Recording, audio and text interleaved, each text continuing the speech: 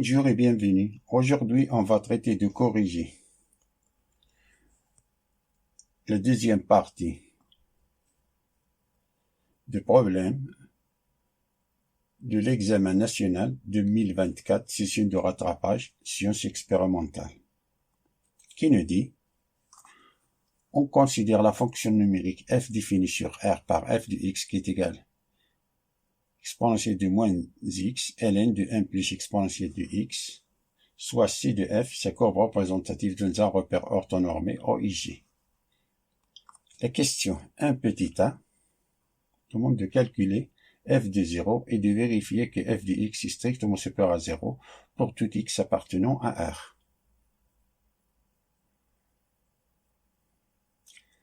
La première tranche de la question nous dit de calculer f de 0. On a f de 0 est égal, on remplace x par 0, c'est exponentielle de moins 0, ln de 1 plus exponentielle de 0, ça est égal, ça c'est 1, 1 fois ln de 1 plus 1 c'est 2, ln de 2, qui est égal à ln de 2. Ça signifie que la courbe coupe l'axe des ordonnées au point 0, ln de 2. Tout cela doit être noté sur un papier brouillon, qui nous aidera lors de la représentation graphique de la fonction f. Et la deuxième tranche de la question nous dit de vérifier que on a pour tout x, nous dit de vérifier que f de x est strictement supérieur à 0. On a pour tout x appartenant à R, exponentielle de moins x est strictement supérieur à 0. Et on a pour tout x appartenant à R, exponentielle de x est strictement supérieur à 0. Ça est que veut dire que 1 plus exponentielle de x est strictement supérieur à 1. Comme les deux membres de l'inégalité sont positifs, alors on peut faire entrer ln. Ces deux membres sont positifs. Alors on peut faire entrer ln et le sens de l'inégalité ne change pas, car la fonction ln est croissante. Alors, c'est ce que veut dire que ln de 1 plus exponentielle de x est strictement supérieur à ln de 1. Ce que veut dire que ln de 1 plus exponentielle de x est strictement supérieur à 0.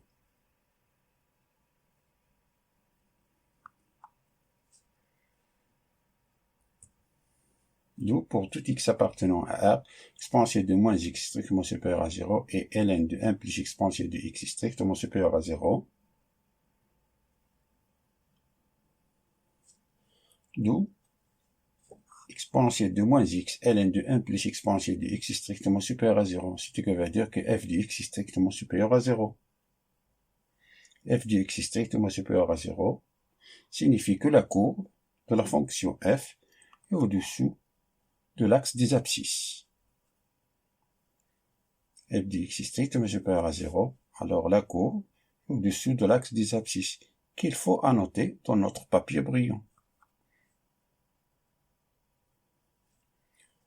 Passons à la question suivante, qui nous dit, un petit b, de montrer que la limite au moins l'infini de f de x est égale à 1, puis de donner une interprétation géométrique de ce résultat.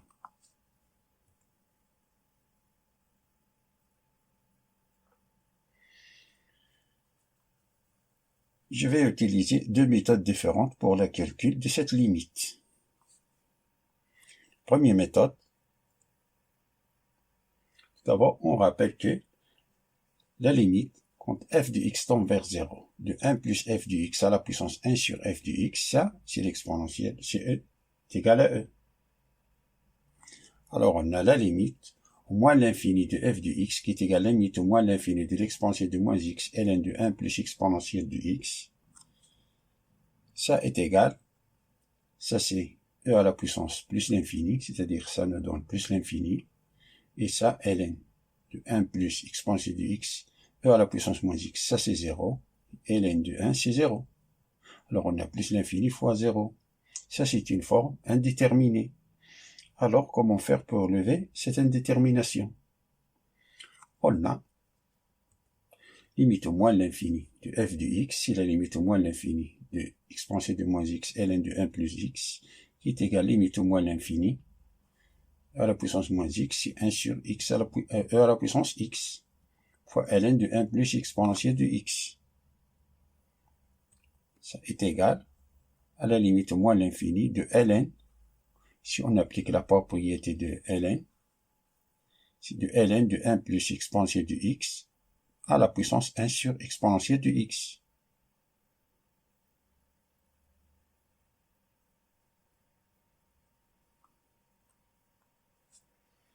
Ça est égal à ln de la limite au moins l'infini de 1 plus exponentielle de x sur 1 sur exponentielle de x, car le terme qu'on a à l'intérieur de ln,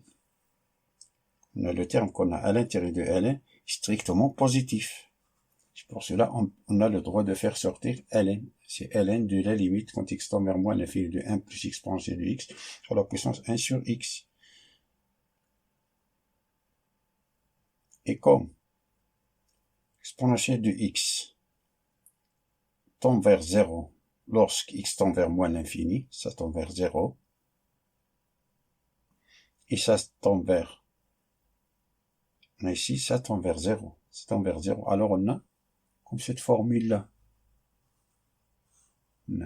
X tend vers moins l'infini, alors exponentielle de x tend vers 0. Cette limite-là, alors ça est égal à ln de e. Si x tend vers moins l'infini, alors exponentielle de x tend vers 0.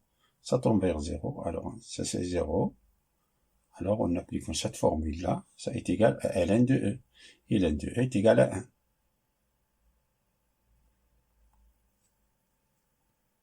Et la deuxième méthode,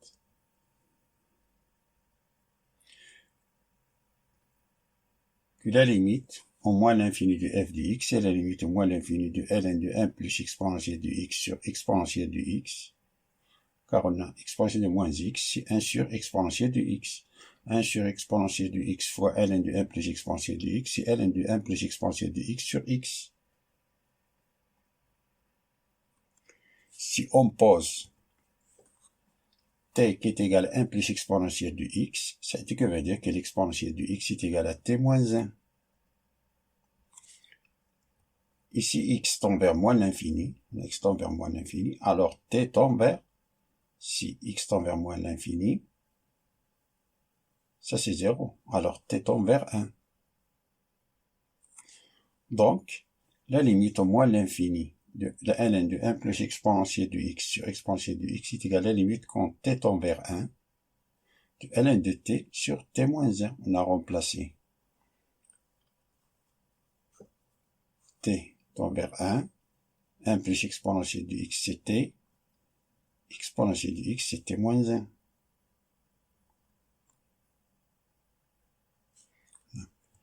Soit g de t qui est égal à ln de t, la fonction g est dérivable sur 0 plus l'infini. Et g' de t, c'est 1 sur t. Et g' de 1 est égal à 1. Plus t par 1, c'est 1.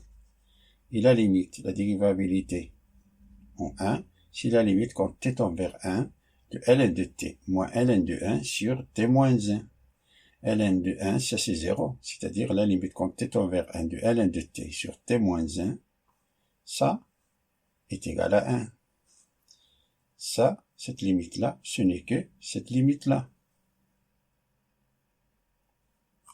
D'où la limite au moins l'infini de f de x, qui est égale à la limite au moins l'infini de ln de 1 plus exponentielle de x sur exponentielle de x, qui est égal à la limite quand t tend vers 1 de ln de t sur t moins 1, ça est égal à 1.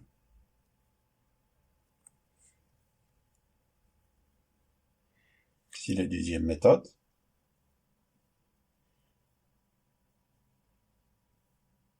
Et la deuxième tranche nous demande de donner une interprétation géométrique. Comme la limite au moins l'infini de f de x est égale à 1 qui appartient à R, alors on peut déduire que la courbe C de f admet au voisinage de moins l'infini une asymptote horizontale d'équation y est égale à 1. Alors on a une asymptote horizontale d'équation y est égale à 1 qu'il faut annoter dans notre papier brouillon. Passons à la question un petit c.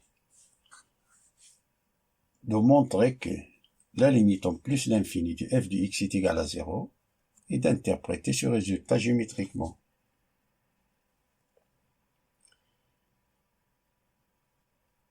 Que je vais calculer cette limite par deux méthodes différentes.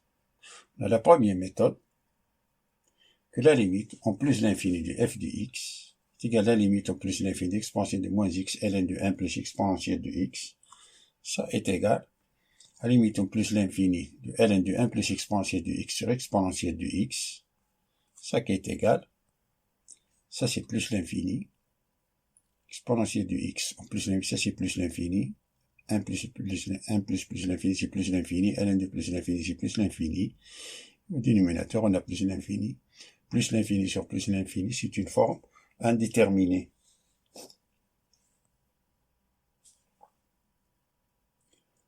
Alors, on pose t est égal.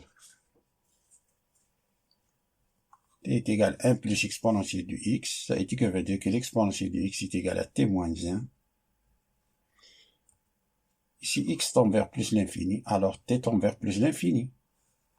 Si x tend vers plus l'infini, ça c'est plus l'infini. 1 plus l'infini, c'est plus l'infini. Alors t tend vers plus l'infini.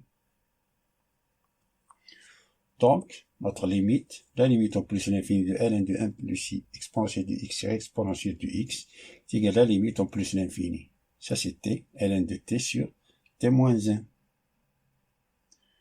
Alors faisons apparaître la limite usuelle ln de t sur t, car on connaît que la limite ln de t sur t en plus l'infini, c'est 0. Alors faisons apparaître ln de t sur t. Pour cela, on va multiplier en haut et en bas par t. Ça est égal à la limite en plus l'infini de ln de t sur t moins 1 fois t sur t. Ça qui est égal à la limite en plus l'infini de ln de t sur t. On a changé ici de position. Ln de t sur t fois t sur t moins 1.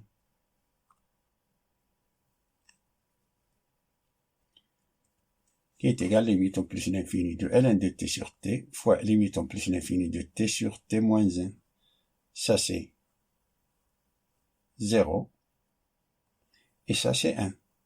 Car on limite en plus l'infini de t sur t moins 1. Si on prend les exposants plus haut degré, c'est-à-dire la limite en plus l'infini de t sur t, et t sur t c'est 1. La limite en plus l'infini de t sur t, et la limite en plus l'infini de 1 c'est 1. Alors on a 1 fois 0, c'est 0.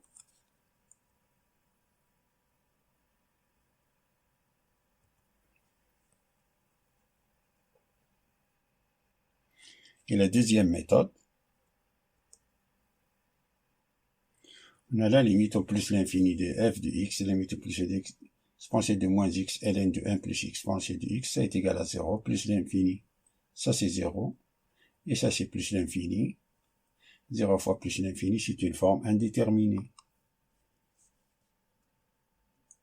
Ici, on passe exponentielle de moins x, c'est 1 sur exponentielle de x, c'est-à-dire qu'il est égal à la limite au plus l'infini de ln de 1 plus exponentielle de x sur exponentielle de x.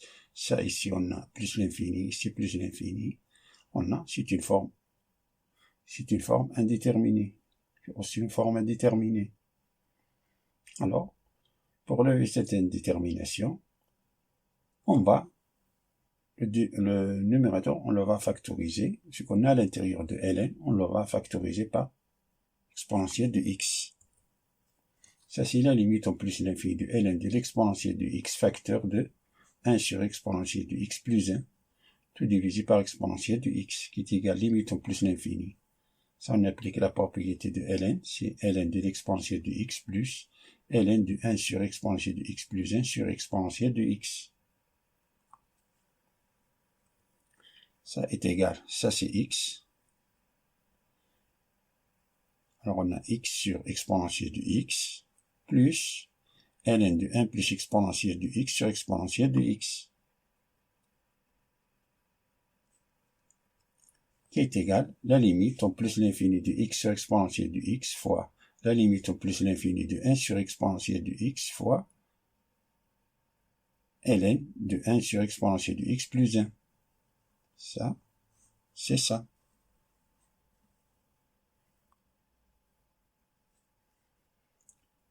Qui est égal, ça c'est 0, limite usuelle. Ça c'est 0, 1 sur plus l'infini c'est 0. Et ça c'est 0, 0 plus 1 c'est 0, ln de 1 c'est 0. Alors on a 0 fois 0 fois 0 qui est égal à 0.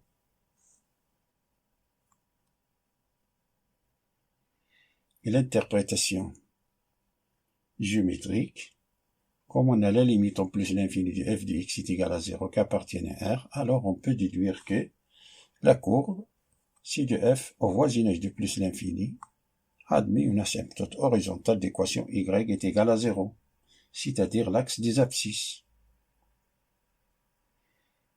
Et comme c de f est au-dessous de l'axe des abscisses, car on a déjà démontré que f de x est strictement supérieur à 0,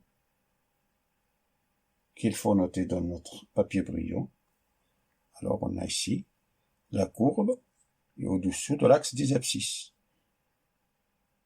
car on a f de x est strictement supérieur à 0.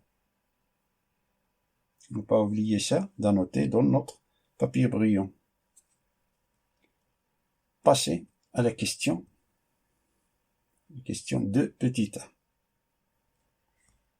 De montrer que pour tout x appartenant à R, f' de x est égal à 1 sur 1 plus exponentielle de x moins exponentielle de moins x, ln de 1 plus exponentielle de x.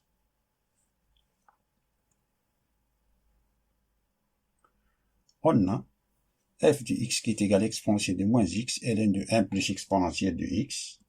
Avant de calculer f' de x, il faut justifier que la fonction f est dérivable sur R. On a quel que soit x appartienne à R, exponentielle de x,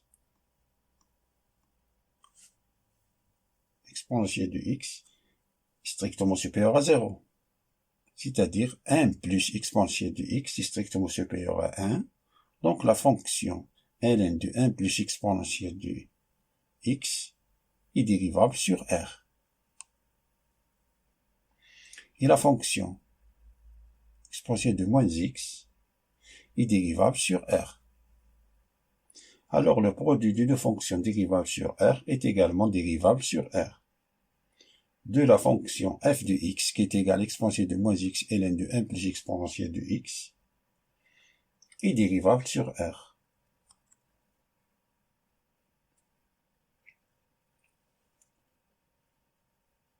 Avant de calculer la dérivée, on rappelle quelques propriétés qu'on va utiliser dans cette question. On a la dérivée d'une constante, c'est 0. La dérivée de produit de deux fonctions, c'est la dérivée de la première fois la deuxième, plus la première fois la dérivée de la deuxième fonction. Et la dérivée de ln de f de x, c'est f' de x sur f de x. Et la dérivée de l'exponentielle de f de x, c'est exponentielle de f de x fois f' de x. Alors on a f de x qui est exponentielle de moins x ln de 1 plus exponentielle de x implique que f' de x est égal à la dérivée de l'exponentielle de moins x fois ln de 1 plus exponentielle de x, en appliquant cette propriété-là, plus exponentielle de moins x fois la dérivée de ln de 1 plus exponentielle de x. Ça qui est égal, moins, ça c'est moins exponentielle de moins x, exponentielle de moins x, ln de 1 plus exponentielle de x, plus, ça c'est exponentielle de moins x, fois la dérivée de, appliquons ici la dérivée de 1 plus exponentielle de x, c'est exponentielle de x. Tout divisé par f de x, ici c'est 1 plus exponentielle de x. Ça est égal.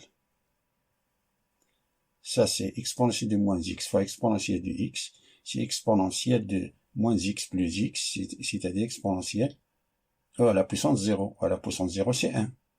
1 sur 1 plus exponentielle de x. Ça, c'est ça.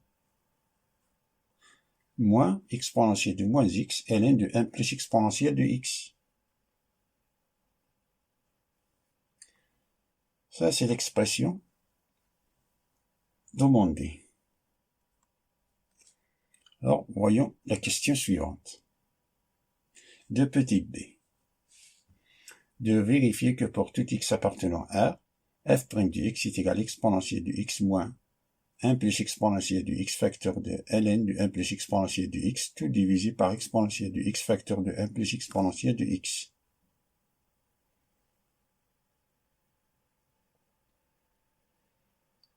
On a f' de x qui est égal à 1 sur 1 plus exponentielle de x moins exponentielle de moins x ln de 1 plus exponentielle de x. Ça est égal à 1 sur 1 plus exponentielle de x moins exponentielle de moins x, c'est 1 sur exponentielle de x. C'est-à-dire on a ln de 1 plus exponentielle de x divisé par exponentielle de x. Ici, en utilisant la méthode de Papillon, ça fois ça moins ça fois ça divisé par le produit des deux dénominateurs. Ça est égal, ça c'est exponentielle de x moins 1 plus exponentielle de x fois ln de 1 plus exponentielle de x, tout divisé par exponentielle de x facteur de 1 plus exponentielle de x. Ça c'est cette expression-là, c'est celle-là.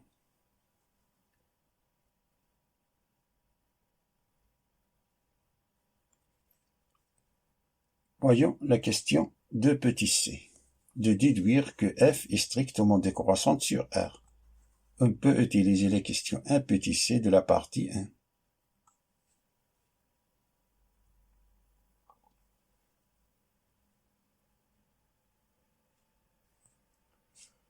On a f' de x qui est égal exponentielle de x moins 1 plus exponentielle de x ln de 1 plus exponentielle de x sur exponentielle de x facteur de 1 plus exponentielle de x. Ça c'est d'après ce qui précède là.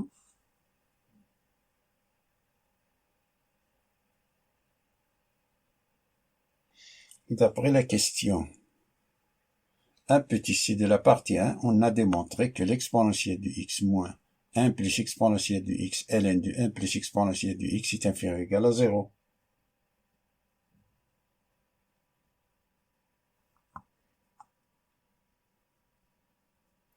Donc, le dénominateur, on a ici, le numérateur, ça, c'est l'expression de numérateur. Alors, on a le numérateur, ici le numérateur, est négatif. Alors, voyons le signe de dénominateur. On a, pour tout x appartenant à 1, exponentielle de x est strictement supérieur à 0.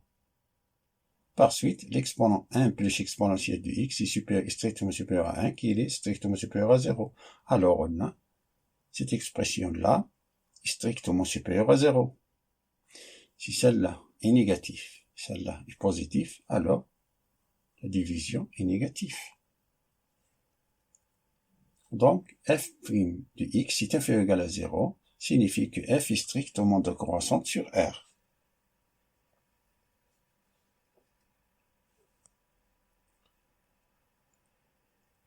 Voyons la question 3 petit a.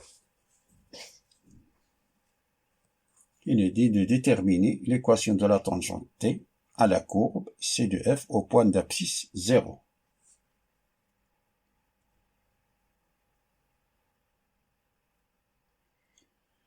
L'équation de la tangente t à la courbe c de f au point d'abscisse a est de la forme y moins f de a est égal à f' de a facteur de x moins a. Point d'abscisse a, en général, c'est y moins f de a qui est égal à f' de a facteur de x moins a. On a f de x qui est égal à exponentielle de moins x ln de 1 plus exponentielle de x, implique, on remplace x ici, x par 0. Alors on a f de 0 qui est égal à e à la puissance 0, ln de 1 plus e à la puissance 0 qui est égal à ln de 2.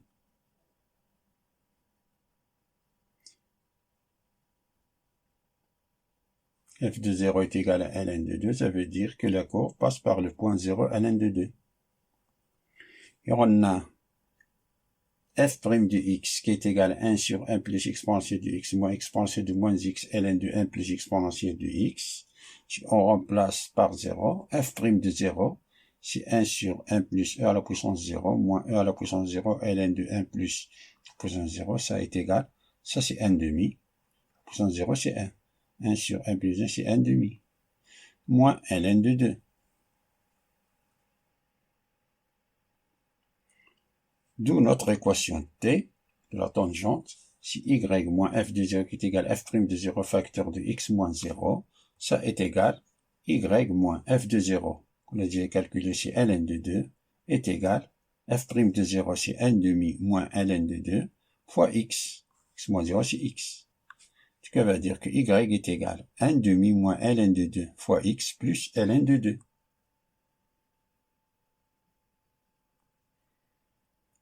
Ça, c'est l'équation de la tangente t.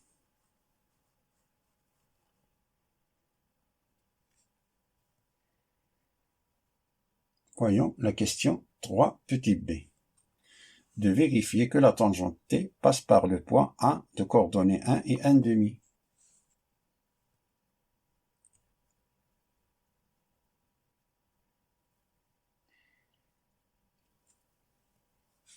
On a la tangente t d'équation y est égal à 1 demi moins ln de 2x plus ln de 2. On a la droite à la tangente t passe par le point 1 et 1 demi, c'est-à-dire que si x est égal à 1, y est égal à 1 demi. Alors vérifions ça en remplaçant x par 1 dans l'équation cartésienne de la tangente t.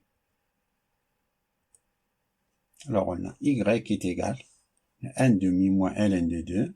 Si x est égal à 1, on remplace x par 1, plus ln de 2, ça est égal à 1 demi moins ln de 2, plus ln de 2, qui est égal à 1 demi.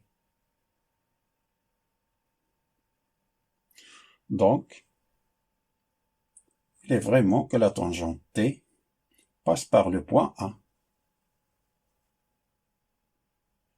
Qu'il faut noter dans notre papier brillant, que la tangente t passe, et vraiment qu'elle passe par le point A, coordonnées 1 et 1 demi.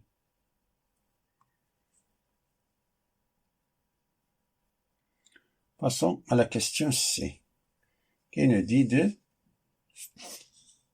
construire la tangente t, la courbe C de f dans le repère O et G. On prend ln de 2 est égal à peu près 0,7.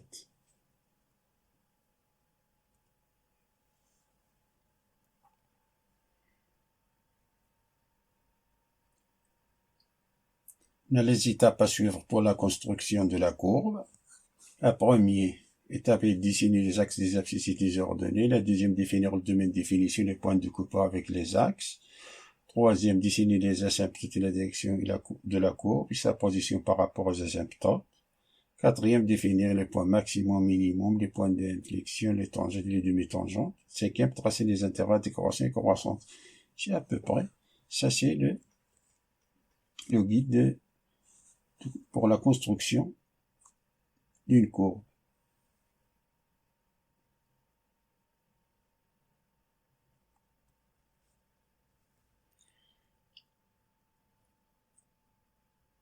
La première étape est de dessiner les axes des abscisses et des ordonnées. L'axe des axes des abscisses et des ordonnées. Et la deuxième étape est de définir le domaine de définition. Le domaine de définition, c'est R. C'est R. Et on a que f de 0, dans notre papier brillant, on a f de 0 est égal à ln de 2. Ça veut dire que la courbe coupe l'axe des ordonnées au point 0 ln de 2. Et on se pointe là. ln de 2, c'est 0,7. Et la troisième étape, dessiner les asymptotes de branche infinie. On a limite au moins l'infini de f de x est égal à 1. Dans notre papier brillant, on a déjà noté que la limite au moins l'infini de f de x est égal à 1, ce qui implique que la courbe ci de f admet une asymptote horizontale d'équation y est égal à 1 au voisinage de moins l'infini. Cela signifie graphiquement que la distance entre la courbe et les asymptotes tend vers 0, c'est-à-dire que la courbe se rapproche de plus en plus près de l'asymptote sans jamais la toucher au voisinage de moins l'infini. Comme la courbe est décroissante, alors on a la trajectoire de la courbe passe par là plus ou moins.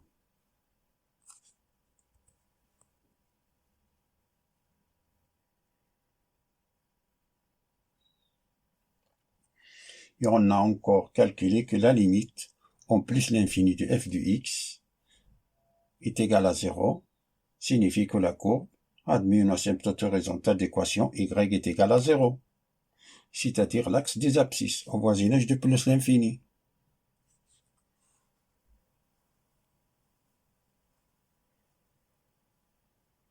Cela signifie graphiquement que la distance entre la courbe et l'asymptote tend vers 0, c'est-à-dire voisinage de plus l'infini.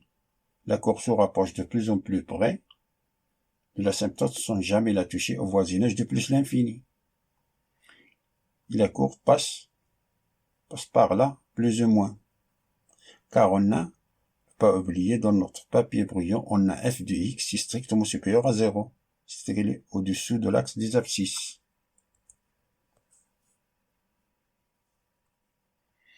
Et la quatrième étape définie, c'est le point maximum minimum, le point d'inflexion, les tangentes et les demi-tangentes. D'après la question 3 petit a, on a notre équation de la tangente de la forme y est égale à 1 demi moins ln de 2, x plus ln de 2. On a la tangente passe par le point A de coordonnées 1, 1 demi, passe par ce point-là, et que pour x est égal à 0, alors y est égal à ln de 2. Donc, on remplace ici x par 0, qui est ln de 2. Alors, notre tangente passe par le point 0, ln de 2, passe par ce point-là. Comme on connaît deux points de la tangente, alors, et la tangente est une droite, alors on peut tracer la droite T. Ça, c'est la droite de notre tangente. La cinquième étape est de tracer les intervalles de croissant et de décroissant. On a la courbe et strictement décroissante. On a la courbe passe par là, passe par ce point-là. Attention, notre courbe ne passe pas par le point 1, 1 demi. Attention ici. Notre courbe passe par ici. Comme elle est décroissante, passe par leur point 0, ln de 2. C'est à peu près par ici. Et depuis, jusqu'à moins l'infini. Ça, c'est la trajectoire de notre courbe.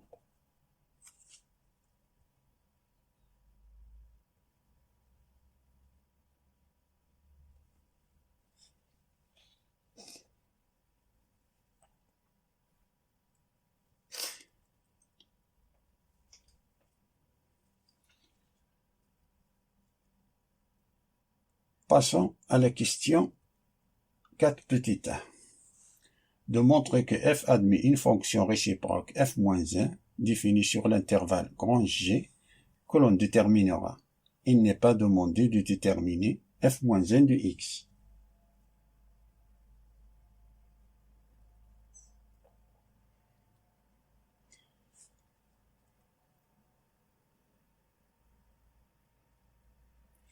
Pour démontrer que la fonction f admet une fonction réciproque, il faut démontrer que f est bijectif. Et pour que f soit bijectif, il faut démontrer que f est continu et strictement monotone.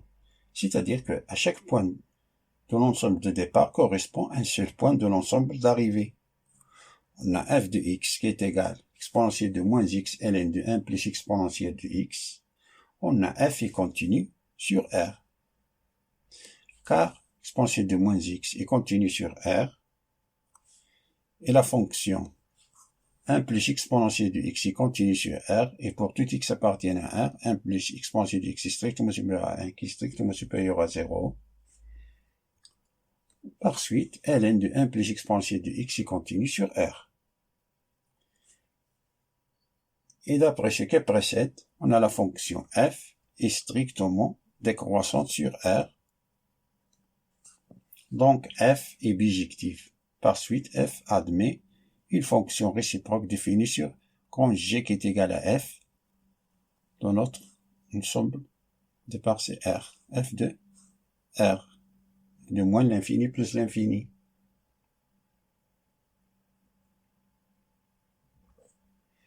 Ça qui est égal à la limite en plus l'infini de f de x et la limite au moins l'infini de f de x, car on a la fonction f est décroissante. C'est pour cela on a changé ici de position. Et la limite en plus l'infini de f de x, c'est déjà calculé, c'est 0, et la limite au moins l'infini de f de x, c'est 1. Ça c'est l'ensemble, pardon, c'est l'intervalle ouvert 0, 1. Donc, grand G est égal à l'intervalle ouvert 0, 1. Ça, c'est d'après ce qui précède. Voyons la question 4 petit b. De vérifier que f-1 est dérivable en ln de 2 et de calculer la dérivée de f-1 de ln de 2.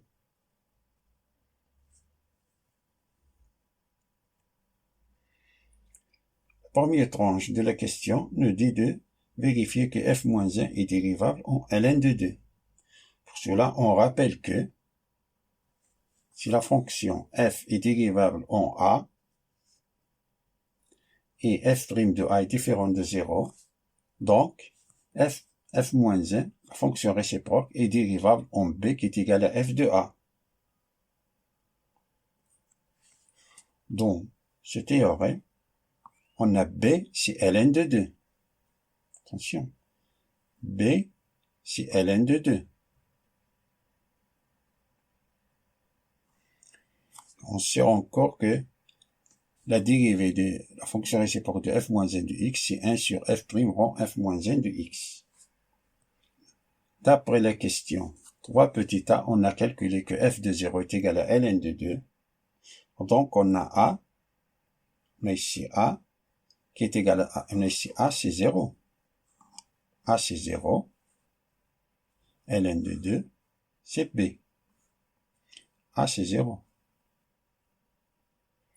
D'après le théorème, on a f de x qui est égal à l'exponentielle de moins x ln de 1 plus exponentielle de x, et f' de x est égal à 1 sur 1 plus exponentielle de x moins exponentielle de moins x ln de 1 plus exponentielle de x. On a la fonction f est dérivable sur R, c'est-à-dire que f est dérivable en 0. Et f' de 0 qui est égal à 1 sur 1 plus à la puissance 0 moins à la puissance 0 ln de 1 plus 0 qui est égal à 1 demi moins ln de 2. 1 demi c'est 0,5 et ln de 2 d'après ce qui précède c'est 0,7. On a 0,5 moins 0,7 est égal, ça c'est 0,2 et 0,2 est différent de 0.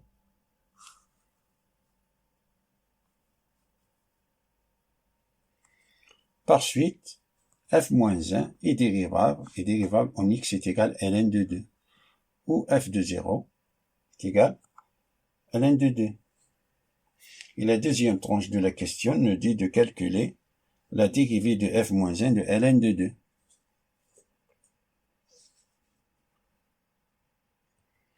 On a la dérivée de f-1 de ln de 2, on applique cette propriété-là. C'est 1 sur f' rond f-1 de ln de 2. On a f de 0, c'est ln de 2. On a déjà calculé ça, et que veut dire, si on introduit fonction réciproque, f-1 rond f de 0 est égal à f-1 de ln de 2. C'est une égalité, si on introduit f-1, moins 1 rond f de 0, c'est égal à f-1 de ln de 2. C'est ce que va dire, ça c'est une identité, alors ça c'est 0, est égal à f-1 de ln de 2.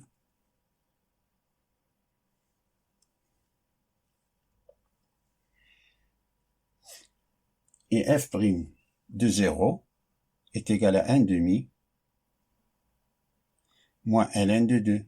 Si on remplace ici par x par 0, ça nous donne 1 demi moins ln de 2. Donc, f', la dérivée de f moins 1 de ln de 2 est égale à 1 sur f' rond f moins 1 de ln de 2, f moins 1 de ln de 2, c'est 0. F' de 0, c'est 1 demi moins ln de 2, qui est égal à 1 sur 1 demi moins ln de 2, qui est égal à 1 sur, on réduit sur le même dénominateur commun, c'est 1 moins 2 ln de 2 sur 2. L'inverse de 1 moins 2 ln de 2 sur 2, ce n'est que 2 sur 1 moins ln de 4, car on a 2 ln de 2, c'est ln de 4.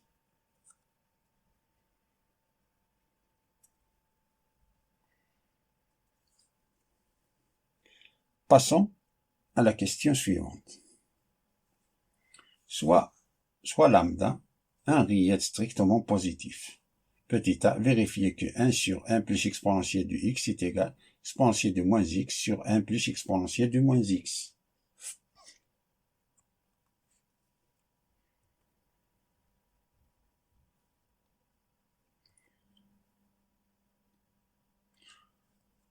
Pour faire apparaître exponentielle de moins x, on va multiplier en haut et en bas par exponentielle de moins x.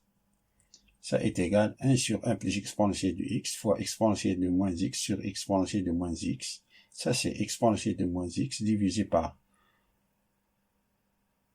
exponentielle de moins x fois exponentielle de x, c'est exponentielle de x moins x, c'est exponentielle de 0, exponentielle de 0, c'est 1.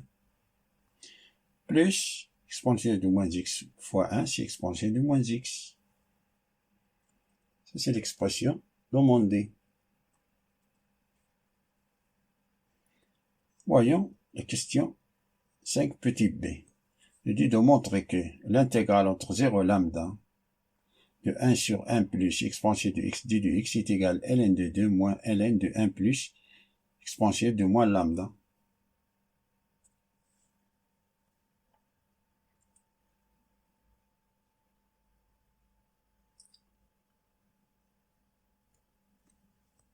Ça, l'intégrale entre 0 et lambda de 1 sur 1 plus exponentielle de x d de x est égal à l'intégrale entre 0 et lambda. On remplace cette expression par celle-là, qu'on a déjà calculée. C'est l'exponentielle de moins x sur 1 plus exponentielle de moins x d de x. La dérivée de dénominateur, non donc, c'est moins le numérateur. Donc, on remarque que la dérivée de 1 plus exponentielle de moins x, c'est moins exponentielle de moins x. Ça est égal à moins l'intégrale entre 0 et lambda de moins exponentielle de moins x sur 1 plus exponentielle de moins x. On est ici multiplié par moins 1. On est ici par moins 1 car on a moins fois moins, c'est plus. Alors, ça, ce n'est que la dérivée du dénominateur. Ça est égal à moins, entre crochets, ln de 1 plus exponentielle de moins x entre 0 et lambda. On remplace x par lambda, c'est moins ln de 1 plus exponentielle de moins lambda, moins, on remplace x par 0, c'est moins ln de 2, ça est égal.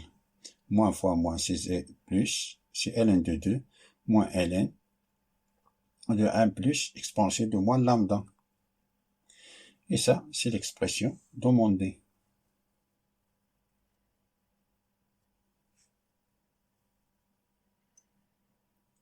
Voyons la question 5 petit c. De montrer que l'intégrale entre 0 et lambda de f de x d de x est égale à ln de 2 moins f de lambda plus l'intégrale entre 0 et lambda de 1 sur 1 plus exponentielle de x d de x. On remarque que f de x est égal à 1 sur 1 plus exponentielle de x moins f' de x.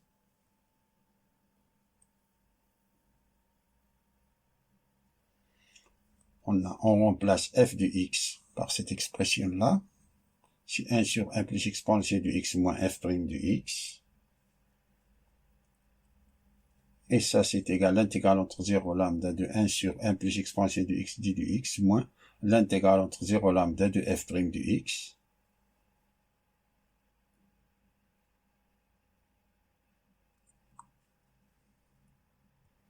Ça qui est égal à l'intégrale entre 0 lambda de 1 sur 1 plus exponentielle de x dit du x moins entre crochets de f de x, car l'intégrale de f' de x, c'est f de x. 0 lambda, qui est égal à l'intégrale entre 0 lambda de 1 sur 1 plus exponentielle de x d de x, ça c'est moins f de lambda moins f de 0. F de 0 qu'on a déjà calculé, c'est ln de 2. C'est-à-dire, c'est l'intégrale entre 0 lambda de 1 sur 1 plus exponentielle de x d de x, moins f de lambda, plus f plus, ça c'est ln de 2, c'est-à-dire plus ln de 2.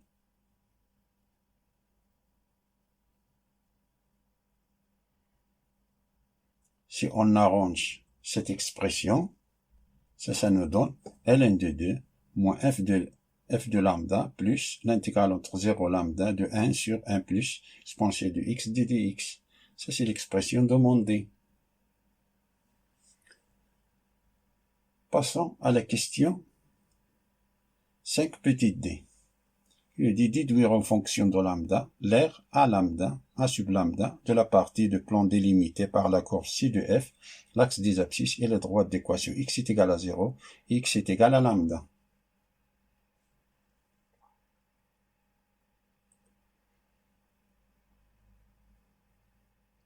On a f de x qui est égal à exponentielle de moins x ln de 1 plus exponentielle de x, et l'aire A sub lambda est égal à l'intégrale entre 0 lambda de la valeur absolue de f de x moins 0.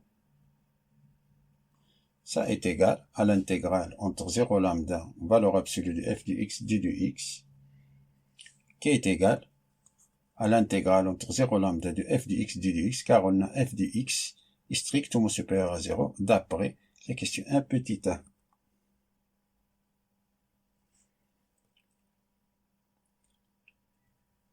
Qui est égal à ln de 2 moins f de lambda plus l'intégrale entre 0 lambda de 1 sur 1 plus exponentielle de x, d'après ce qui précède la question 5 petit c.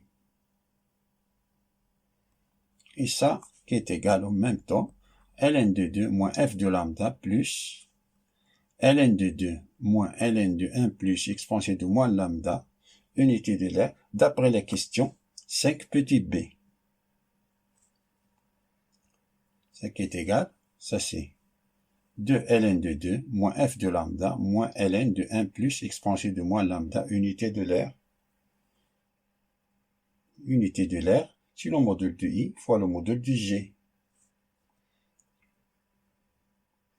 Ça c'est 1 cm fois 1 cm, c'est-à-dire on a 1 cm carré. Qui est égal, ça c'est ln de 4 moins f de lambda moins ln de 1 plus exponentielle de moins lambda centimètre carré.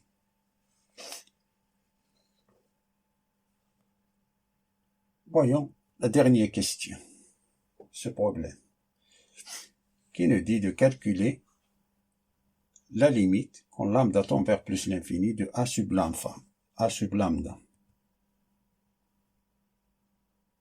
On a la limite plus l'infini de a sub lambda, qui est égal à la limite plus l'infini de 4 moins f de lambda moins ln de 1 plus exponentielle de moins lambda, d'après ce qui précède.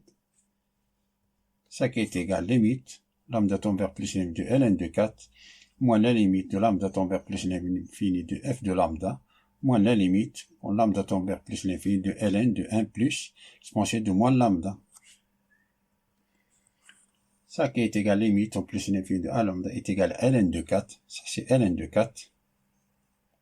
Car on a lambda tend vers plus l'infini de f de lambda, ça c'est 0. Et la limite en plus l'infini de ln de 1 plus e à la puissance moins lambda, ça c'est 0. ln de 1 c'est 0.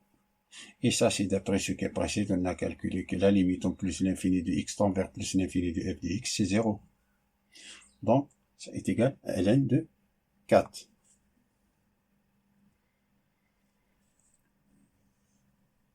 Merci d'avoir regardé cette vidéo. Je vous souhaite bonne chance et à bientôt.